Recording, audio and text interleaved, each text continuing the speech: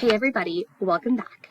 So before we wrap up Module 2, we are going to discuss one more essential skill that applies to everything we've learned so far: sheets, docs, slides, and forms. And that is how to share and give permissions. So in order to work with this, I'm going to go to my practice Google Drive and I'm going to click this doc that we created. Now, I'm going to click this blue button up here that says Share. There are 3 different ways to share. You could share restricted.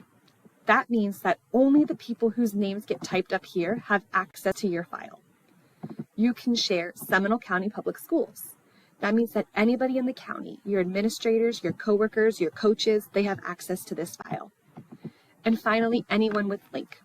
This means that anybody has access to your file. This is helpful when sharing with interns or with students' families. You're also going to notice that you have 3 different options to assign them for a role. These are their permissions of what they're allowed to do. They can view only, which means that nothing can be changed in your document. They can comment, which means they can write feedback or suggestions on the side, or they can fully edit your document, have free access to change whatever it is they want to change. Let me teach you a quick teacher hack so you're able to share your documents confidently and know that nothing is going to get messed up. So if I want to share this document and I want people to be able to change it or edit it, maybe I'm sharing it with my coworkers or maybe I'm sharing it with students, I'm going to click Share and I'm going to copy the link. Then I'm going to open a new tab, push Control V, and backspace all the way until I get to that slash.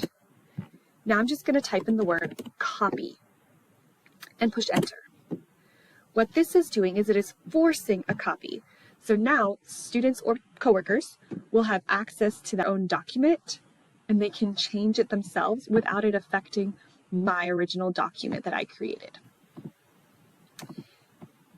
And if something ever does get changed, don't panic. Oftentimes when you're working with students, they accidentally or sometimes purposefully delete things in the presentations or slides. But don't worry, your work is never truly lost. What you're going to do is you're going to go to this History button and you're going to be able to restore anything from the past. So any of these here are revisions, and you can even break them down further by clicking this arrow and seeing all the different revisions that were made and the timestamp that it occurred. You would just click Restore this version and it would go exactly to that document before the edits or revisions were made. One important clarification tip I want to make. If you already have a shared drive, for example, this is my shared drive, everybody in that drive, so all 8 of these people, have access to these documents already. Anything that lives in these folders, all 8 of these people have. So if I create something and I add it to this folder, I do not need to go to Share and share to these people again. They already have access. Okay, so we talked about you as a creator. Let's talk about you as a consumer. If you see something that you want for yourself and you want to be able to change it and make copies of it, what you're going to do is this. So let's go to this resource here. And let's say that I want to make a copy of this resource. I'm going to go to File, Make a Copy, and either Entire Presentation or Selected Slides. If I only want a few things, I'm going to use the Control button. I'm going to click and push Control on the slides that I do want, and then I would put File, Make a Copy, Selected Slides. If you want the entire presentation, you would click Entire Presentation. You're going to choose which folder you want this in. I'm going to put it in my Practice Google folder, and then you're going to click Make a Copy.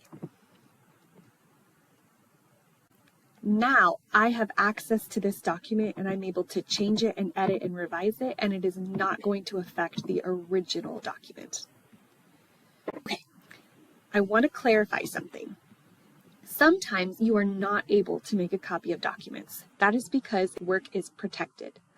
For example, in this document here, if I try to go to File, Make a Copy, it is not there.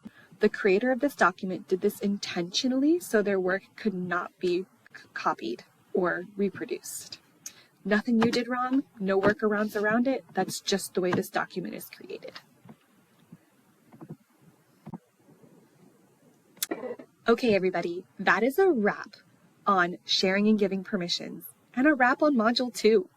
So now I'd love it if you check out the Thompson tips and the checklist and get ready to take that badging quiz. And I'll see you in Module 3 as we continue your journey to becoming a Google Master.